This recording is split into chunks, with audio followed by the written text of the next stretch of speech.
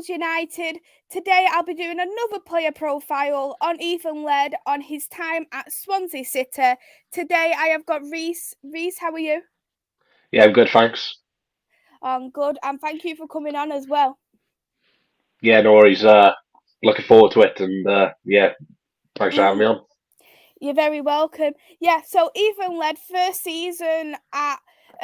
half of the season at Swansea. How did you think he done at his time at Swansea? Because I was looking at it, he's had a fair bit of game time at Swansea as well. Yeah, he's a very consistent performer. Started the majority of games, sat on the bench once or twice for rotation purposes because Championship, as everyone knows, is 3 games a week, hard football. Laird had, a decent time at MK Dons, but obviously had to cut his loan spell a bit short towards the end of the season with an injury. So we knew he had slight injury concerns coming into the season, but he's consistent, very attacking wing back in the system. He fitted out profile superbly. He had some really good individual performances. He was in the penalty box a lot of times. Should have won a few penalties, which weren't given. Sometimes you could say the way he goes down didn't help him, but he was a very good consistent performer. A few assists for the club as well, injury free, and it's just a shame that your club decided to recall it. Yeah, we did recall him, and I was a little bit surprised at myself because I seen that he did have that little bit of game time as well at Swansea. He's played in the Championship for you, 20 goals, 3 assists, and in 20 games he only had 1 yellow card as well. So would you Hmm. say, in terms of his defending, because I know you mentioned about his attacking play, it's been pretty much on point that he didn't really have them cards? Yeah, like I said, the majority of the time he was attacking. When we were attacking the wing backs, we were majority of times went down his right hand side. So he didn't really have to do much defending at times because we were very attacking side, using his pace and stuff. At times, he did get caught out once or twice just due to him being so high up the pitch. But that's the way our manager wanted him to play. And yeah, like you said, 1 yellow card in or 20 odd games is very good record for a defender. Look, Laird, fantastic player, like I said. Injury record, bit questionable, but like I said, 1 yellow card and 20 odd games for a defender is brilliant. I don't think he, give away any penalties either, which is a bonus. But yeah, he had a really good time at Swansea. Yeah. Andrew's in the chat. Hey there, Andrew. I hope you're well. It's like Cardiff City Stadium in here, he says. The background, doesn't it? Andrew said, was excellent for my mind, very dangerous coming forward. The decision to recall him was infuriating because I knew they'd go with Adam Smith before him at the Cherries. Yeah, it was a strange one to love the Bournemouth because everyone knows Bournemouth's squad in January is fantastic with some of the additions they already made, and defensively they were already jam packed, and yeah, it took them a while to get into the Bournemouth team, as we were saying off air just now, due to injuries. But even when he did actually play, I think he only played 45 minutes before getting subbed off, Yeah. so he wasn't great.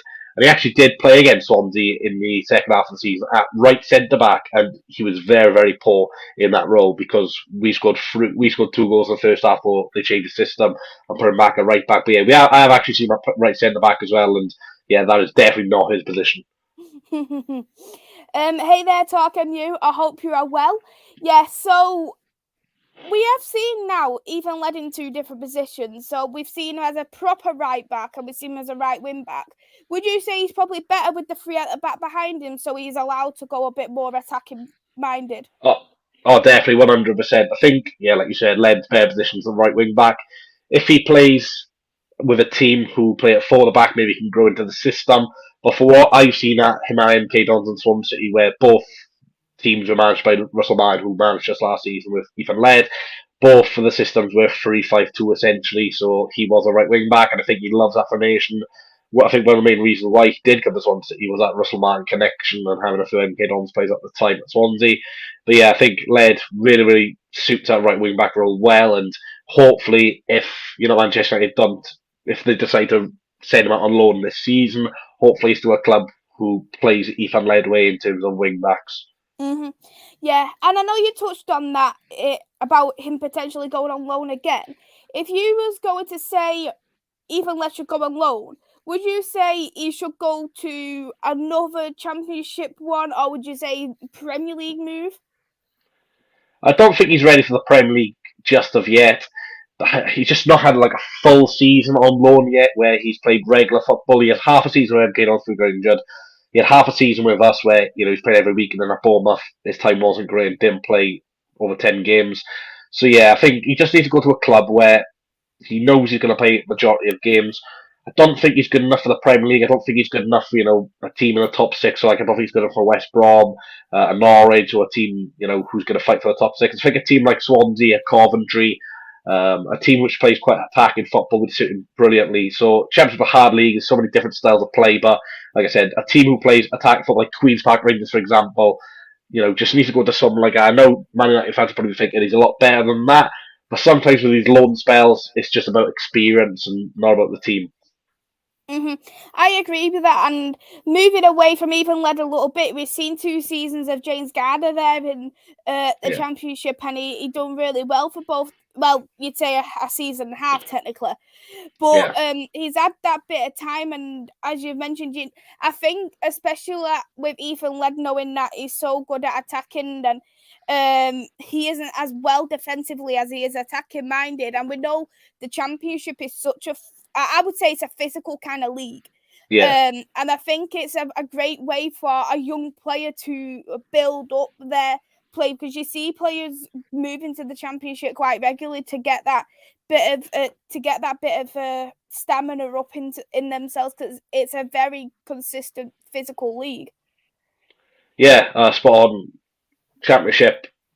When teams like Man United and top six are like no one plays out to the Championship in League One, the main thing is game time, which I was so surprised, like I said, by United recalled him because he was getting game time. Martin knew him, Martin was playing him, wasn't getting injured. Maybe United thought from a selfish point of view that, Swansea weren't as great in the league, they're not going to push top six. Bournemouth are looking to add a bit of strength in the right back position. Maybe you can send them there, maybe you can get promoted. But I can see why Man United did it, but, I think they've just ruined 6 months of Ethan Laird's career, to be honest with you. Hopefully, Laird does get an opportunity because, like I say, United, as much as you've had a bad season last year, Dalot and Wan-Bissaka are still Premier League proven players, and they're still better than Ethan Laird in my opinion, especially when United are probably going to play a back four. So yeah, he definitely won't be that good a right back. So yeah, for United's point of view, maybe Bournemouth were playing a back four at the time, and they wanted him to gain a bit of right back experience instead of a right wing back role. But yeah, strange. Yeah, it definitely was a strange move once you do think about it, because if you are getting that game time, you are wanting you are wanting him to have that best game time. I've just checked the Championship table as well, and I can see Swansea, they did finish at 15th. Do you think if you kept Ethan Laird for the whole season, do you think you would have been a lot higher up in the table? I'm not too sure, to be honest with you, because he did find a replacement in Cyrus Christie, who was very similar to Ethan Laird, and arguably had a little bit more in product than Laird, even though he's got a bit more experience. Yeah, I don't think we would have finished a bit higher than Laird. I think we would have been in a similar position. Last season for us, it was just a write-off season, really. It was just, we had a new manager like 4 days before the new season started. It was going to be a hard season, get the play style, and, if we had Ethan Laird now, because I personally think we're going to finish in top six this year. So, yeah, if we had Ethan Laird now, then I think we could definitely push on. But, last season for Swansea's point of view, fans, we just knew it was going to be a bit of a write-off season, which you never really want as a fan, paying that money, doing watch on stuff, because you want to win every game. But, yeah, unfortunately, last season was just one of those. Yeah. Andrea said Rhys there is a better number one for Ethan to go to than us for next season. Yeah, look, Swansea would be a great option for us because we've not really got a right wing back at the moment. We've not got one, or a right back. Well, we've got a right back, but they usually play centre back. So we've actually got like an out and out right wing back, and Laird's available. Christie, who we had last season's available. But I just think with Laird, if we do want him, then it's going to be delayed because there's 10 Hags who just now come in. He wants to mature and make all decisions himself. So he probably wants to see how he does in training. But look, I think the window's up until September the 1st or August 31st, one of those two. And I think Laird, he will be going on loan to the Championship. Fingers crossed it's us because I'd absolutely love him back. He was part of a team who beat Cardiff City 3-0, which obviously big in South Wales for being a local derby. And he was fantastic that day. So yeah, fingers crossed he comes back, but I'm not too confident, to be honest with you. Hey there, Rabbit. I hope you are well as well. If you was going to say, for instance, that Ethan Laird doesn't go to Swansea and you said a championship load, what other Yeah. championship team would you say would suit him the best? Probably a team who plays a similar style to us, so a Queen's Park Rangers, for example. Not a huge club like us, not a small club. Play quite nice football, obviously got a new manager. But yeah, Coventry, another good example. They play wing backs. Of course, we've got Jake Biddle, who used to play for us, so Coventry would be a good example. Um, Somewhere I wouldn't want Laird to go with someone like Stoke, because they've had so many players over the years who have failed, and their fan base is, not very good at getting behind players if you had a one bad result. Yeah. So yeah, a team and a fan base who don't get right on the back of players straight away. Someone where he knows he's going to play football. Someone like, I'm trying to think of it. Someone like Rotherham, he doesn't want to go there. Wigan, teams who don't play unattractive football. Someone who plays a similar style to United. So Swansea, Coventry, QPR are the main three I can think of, to be honest. Yeah, I completely understand what you mean. Yeah, I've been looking here at Ethan Laird as well. Even in some of his games, he's been quite good at his shots as well. He's been taking a few shots. His passing accuracy as well seems to be very good as well. Yeah, that's one thing he definitely improved on throughout the season, his passing and his shooting. Unfortunately, didn't score a goal for us, got close on a few occasions, but like I said, him going down that right hand side, he wasn't scared of attacking nobody. I'd probably say, though, there was a spell towards the end of December where he was struggling a little bit. A lot of fans saying, Laird doesn't look great at the moment. He looks a little bit tired. He was playing a lot of games, but getting bent. So maybe a bit of fatigue came in towards the end of the first half of the season due to him playing so many games at the championship level where he's ever played before. But yeah, look, the majority of the time he played at Swansea City, I'd say, 9 out of 10 times he was fantastic. Everyone has that one-off game, doesn't matter who you are, superstar or rubbish player. Everyone has the off game now and again. But yeah, Laird wasn't scared of attacking nobody, always gave it his all. Definitely should have won a few penalties. It was just scandalous, really, from the referees. It was every game he was not getting a penalty. But yeah, really enjoyed him. He's one of those players where when he gets on the ball, the fans get off their seat. He's so exciting, and it's pretty mental saying that about a defender. Andrew said for another option for Ethan Laird could be Huddersfield.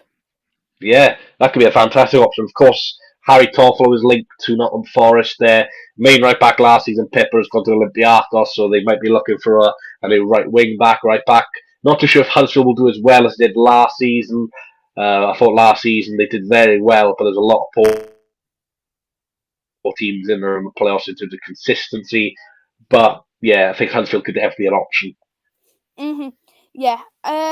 Andrew as well, another rumour is him going to Dundee. I don't know how true that is, but Dundee, do you think that could be a good move for him? I don't know if you've watched much of the Scottish League, of course. Don't watch much of the Scottish League. I know Dylan Levitt went to, I think, was it Dundee United last season? And he did very well over in Scotland. And Obviously, went to Rangers and didn't do well.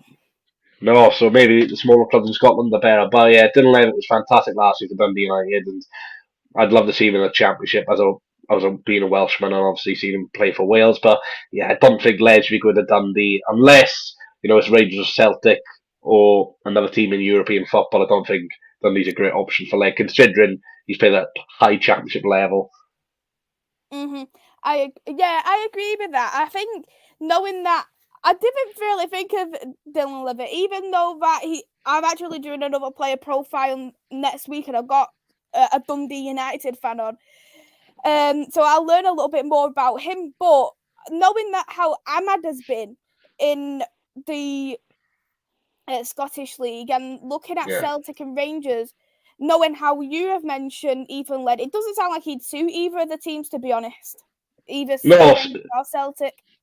Yeah, it's a strange one because Aaron Ramsey went on loan to Rangers, and obviously Aaron Ramsey's a big name, been there, done it, and he couldn't really get a game for Rangers either. So I'm not too sure whether it's a case of them wanting to play their permanent players instead of their loan players, maybe. But obviously, I think Ahmad came on for his Rangers debut, scored, and then played against Celtic and got subbed off at half time. So it's a strange one over in Scotland, isn't it? The way they do with their loan players, and yeah, it'll be interesting what happens with all your loan players who have returned to the club.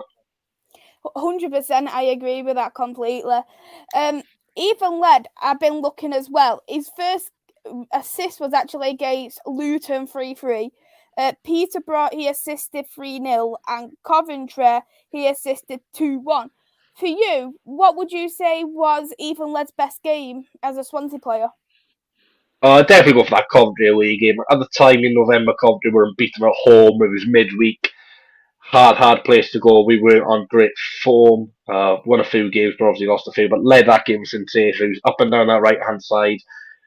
Should have won a penalty. Referee gave advantage. We scored from the following advantage. But yeah, he was up and down that right hand side superbly. Yeah, that was the game everyone's thinking, this boy's a player, this boy's going to go far. And game by game, then everyone's saying, we need to keep this guy. And obviously, it didn't happen in January, unfortunately. But yeah, first couple of games, he was, just average, really.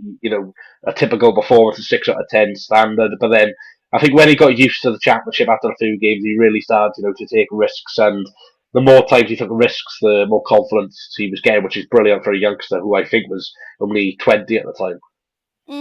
Yeah, he's still only very young as well, isn't he? So there is definitely there's definitely room for improvement, and he hasn't even hit his prime yet, so he can still do a lot better.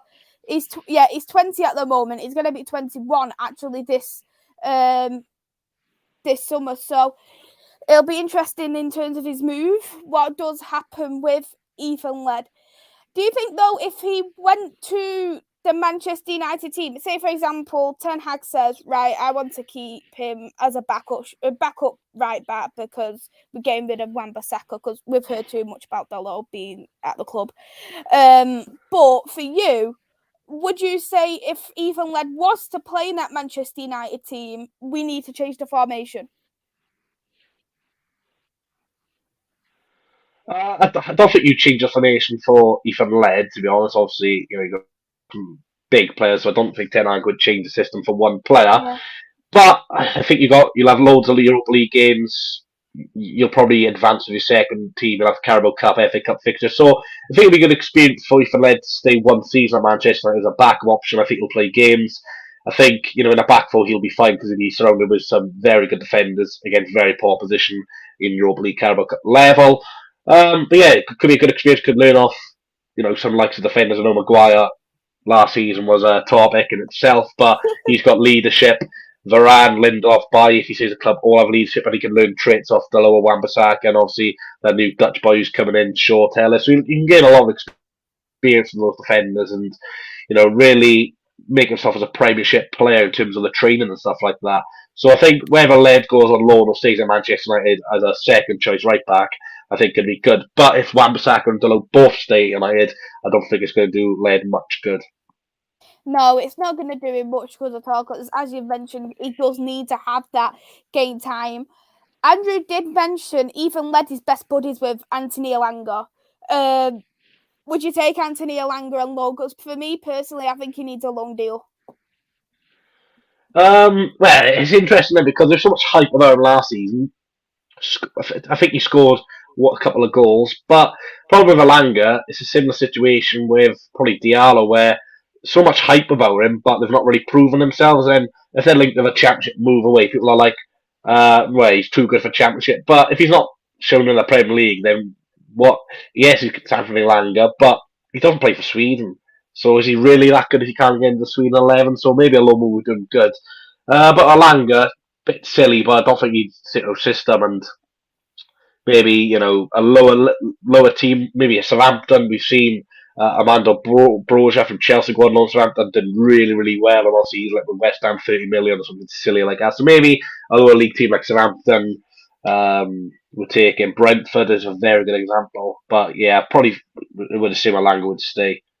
Yeah, I was thinking with Alanga is that, to be honest, the only reason why I got into that squad is because of the so many limited options that the wingers for Manchester United, and I think knowing that he's just got thrown right into there, I think that it is a bit too much, and he plays every single game as well.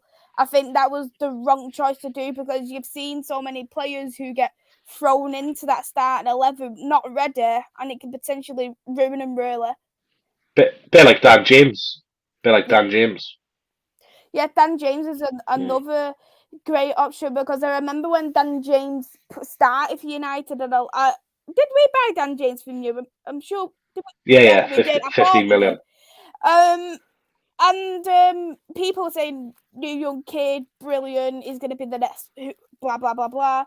He comes, he does good in his first game, and then because he had so much game time, it just went downhill in the end, which is a bit of a shame.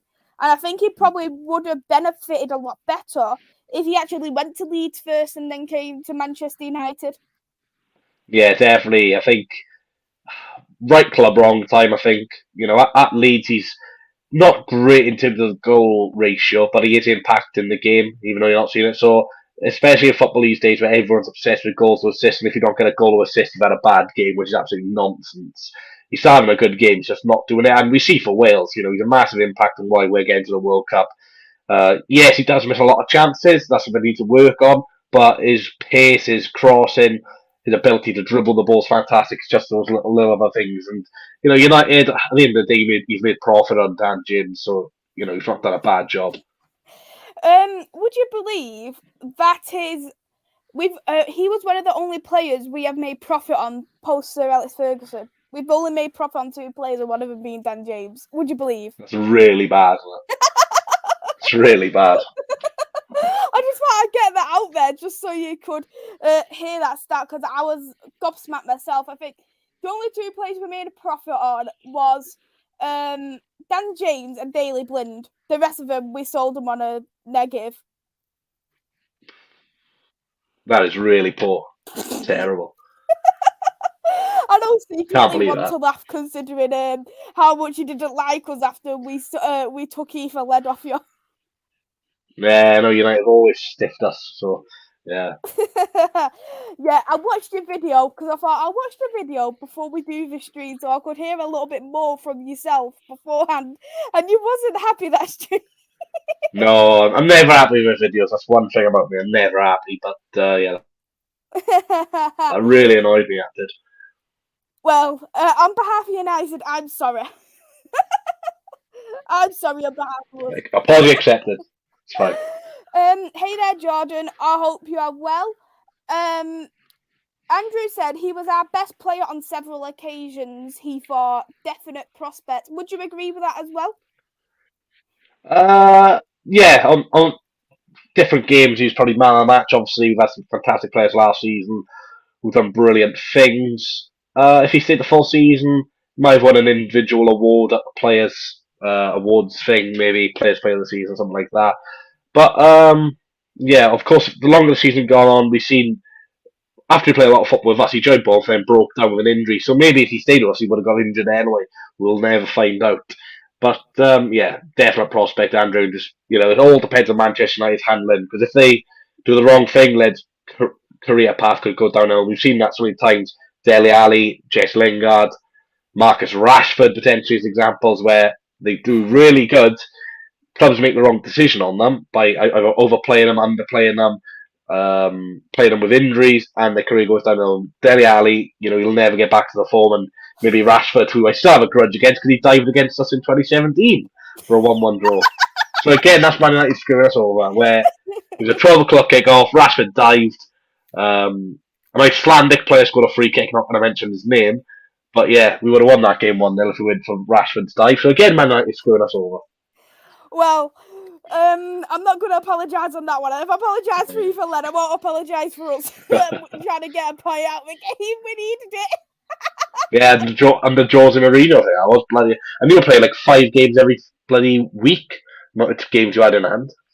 Oh no, we had too many games in hand. Europa League didn't help either, to be honest. But we still won the Europa. Can't complain, I guess. Nah, it's a trophy, innit? It's a trophy. Mm-hmm. Ravi mentioned that about Ethan Laird improving in the playing style. What would you say Ethan Laird has improved most from starting at Swansea to leaving Swansea? Probably his athleticism, to be honest.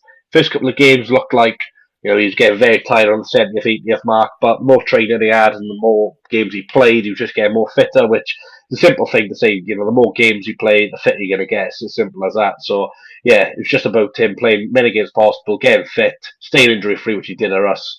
So, yeah, that's probably the best answer I can give. Mm-hmm. And what would you say is, if you could name 3 strengths for Ethan Laird, what would be the 3 strengths for you? Probably pace is an easy one to say. Very, very quick. Arguably the quickest player at the club when he was at Swansea City.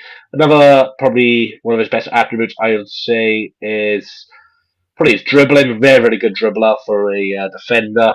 Other thing, probably getting in the penalty box, his awareness going forward, and definitely his ability of winning fouls. Very tactical fouls, which goes underrated in football. When you see a player get fouled, you think, "Oh, clumsy tackle from the opposing player," but you don't realise how clever the player is to make the movement to get fouled. So yeah, Laird is very good at that. Mm-hmm. Yeah, sounds very good, to be honest. And I think we do need, in that respect, the player like Ethan Laird's qualities, but in our right backs, because both our right backs for me are not good enough at Manchester United. I even said for one, I wouldn't mind him being a backup, because I think we need that kind of backup. I think Wan-Bissaka's kind of right back qualities are not how it is in the Premier League or in football these days, and it's getting quite outdated. Whereas with Dalot, I'm still yet to convince if he's good enough.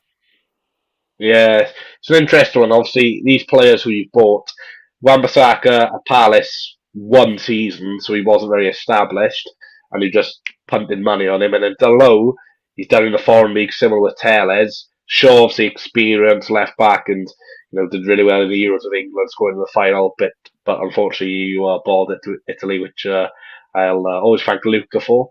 Um, but no, it's an interesting one. With United's fullbacks, very, what's the word? Very inconsistent. I think it's safe to say. Mm-hmm. Yeah, very inconsistent. You could literally say, that's for sure.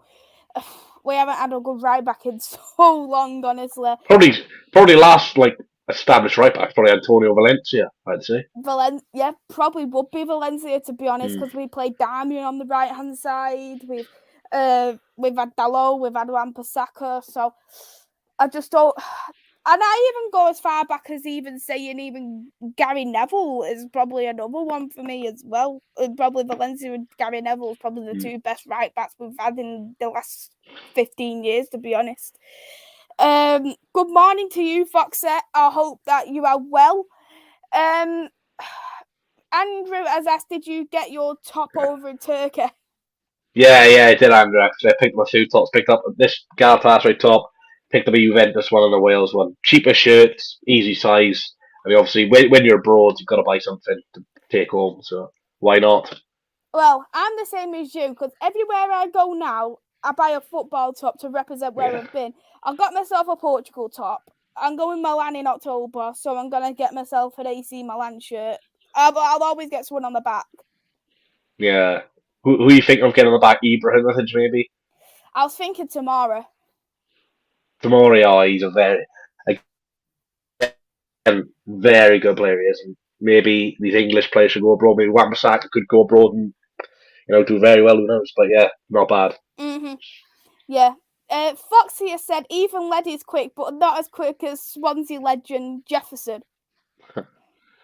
Yeah, Jefferson Montero. I'm not sure if you remember, but he always gave Callum Chambers an absolute nightmare when we played Arsenal. But yeah, Montero was a very, very dangerous player on his day, but he had hamstrings made of cheese, and every time he ran the other way, he came up with an injury with his hamstring. It was so frustrating. But yeah, Laird isn't as bad with his injuries as Montero, I'll tell you that now. Well, you could argue that for the second half of the season at least, couldn't you?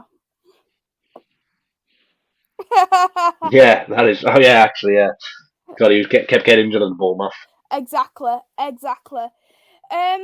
Before we do wrap up, I just wanted to see on what about Swansea in itself, in terms of what for you are your expectations for Swansea coming into next season? Because I've actually spoke to a lot of people who support the Championship, and they actually have good expectations of Swansea next season.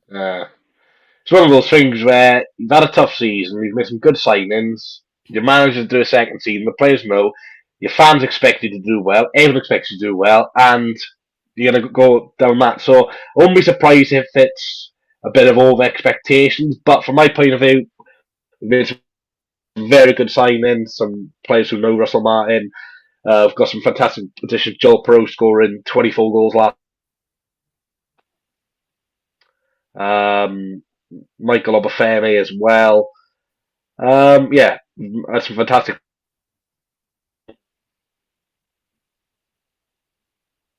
Oh, I think he might be gone.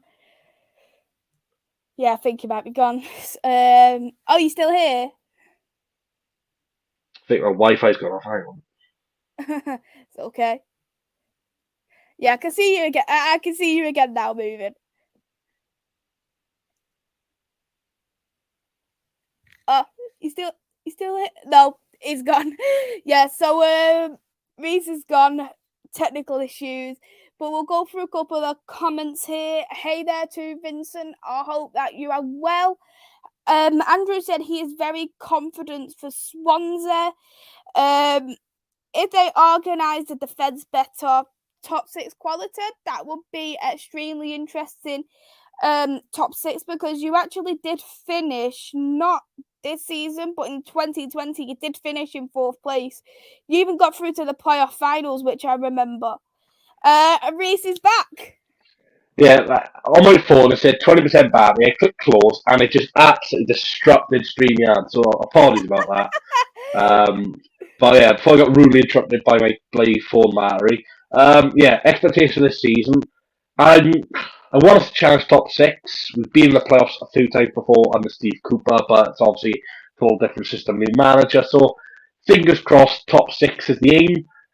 Challenge for top six I'll be happy with, but what I won't be happy with is finishing 15th and having, March, April practically play for nothing. But, you look at some of the championship sides, Norwich will always be up there, Burnley have made some very smart additions, West Brom have got a ridiculous squad yet again, Sheffield United is still down there, you've got unknown quantities in Luton, Huddersfield, teams who could do that Coventry. So yeah, championship is so entertaining because you don't know what's going to happen, and just fingers crossed this time next year I'll be good collabs with you for Manchester United previews, but who knows? We could be in League One. You just don't know about the Championship, and it's You hard to don't tell. know, because with the Championship, No. it is such a crazy league. Like, you look at Huddersfield, they finished 3rd last season, but the season before, there was near enough at relegation. And like Luton getting in the playoffs, and they were arguably the better side against Huddersfield as well. So you just can't call it. And Forest, who after 7 games at bottom of the table, 0 points, ended up getting promoted. So it's so crazy. If you have a bad start, if you have a good start, you're not guaranteed anything. Mm-hmm. Yeah, I completely agree with that, and I think it's just more of the consistency, isn't it, with how much game time you have, and I think injuries could play a big part, but people say the referees isn't really that good in the Championship either. Well, we've seen. I'm not sure if you watched the Championship playoff final. Huddersfield had 2 penalties turned down, which looked very, very interesting to see. But the thing with Prem refs is, yes, they're not great, but you do have VAR, and yes, sometimes VAR can run decisions. But at least you have the opportunity to overturn the decision. And with the Championship, you don't get that, unfortunately, at this level. Do you think Championship do you think you're ready for VAR, or would you not want it at all after seeing us? Ideally, we'd have foreign referees, to be honest, because I'm absolutely sick of reading the club article 2 days before the game and reading who's the referee and seeing the bad reputation he's had before. And one of the things that annoys me is whatever league you're in the English divisions, if a referee has a bad game, they ref next week, so they've got no consequences. They don't get fined. They don't do interviews after the game to explain decisions. Like, the referee made a wrong decision, came out after the game and said, "Look, I look back and I apologise to Huddersfield fans. Look, I should have won that penalty. I apologise." I'd say fair enough. You're human. Fair play for coming up, but they don't do it. They're not. Yeah, they could not be allowed, but they don't help themselves. Mm-hmm.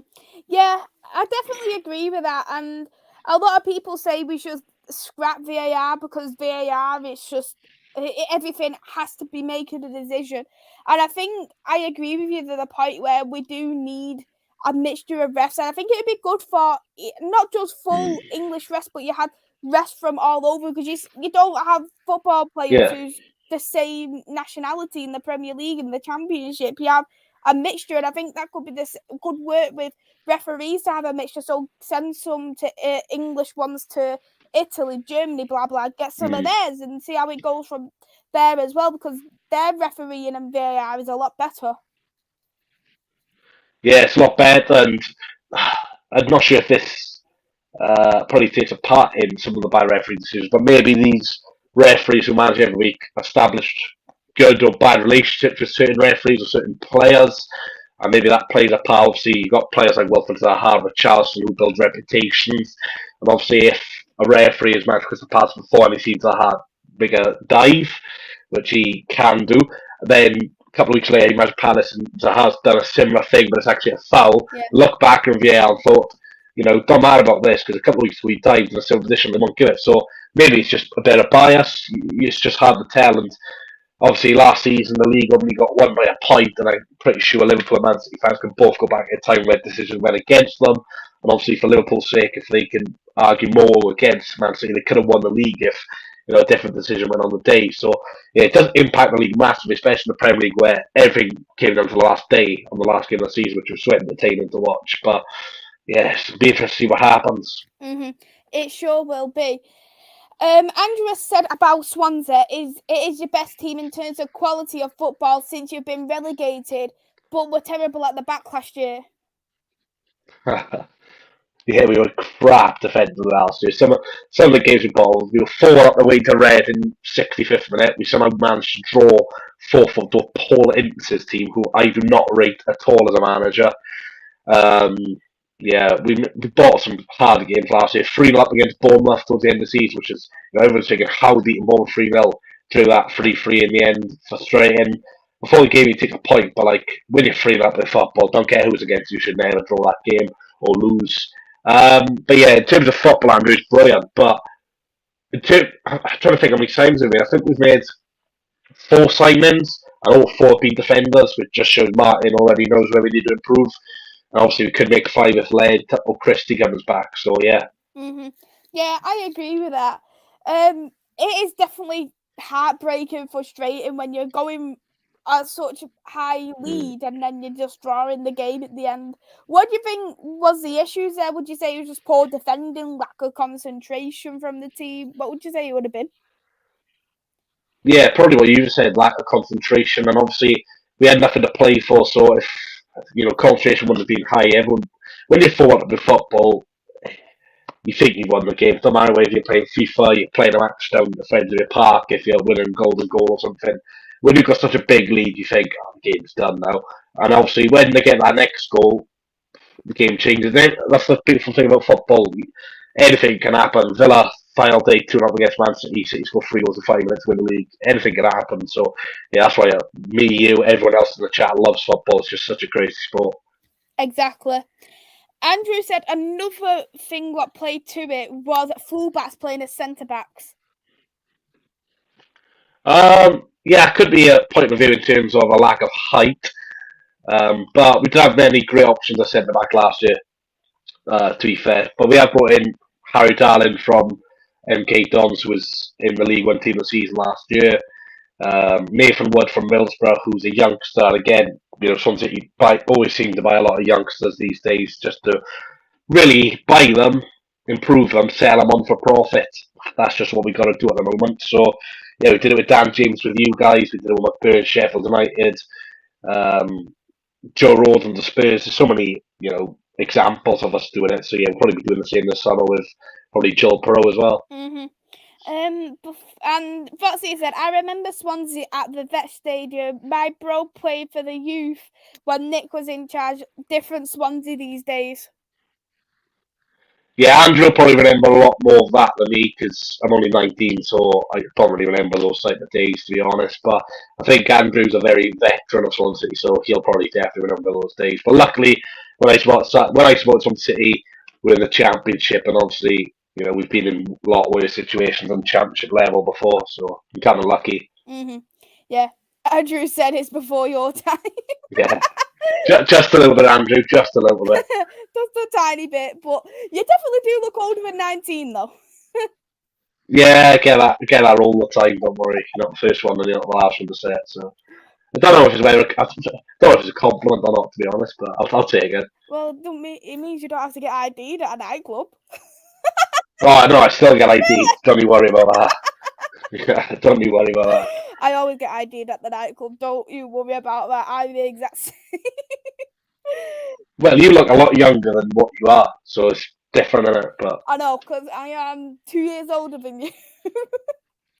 yeah, mental. Can't believe you're older than me, man. I'll just See, you probably remember the Swansea veteran days, if anything. maybe. You could call me baby-faced assassin if you really want to. Yeah, maybe. Who knows? We'll wrap it up here now anyway. Thank you, Rhys, for coming on. It's been a great discussion with you.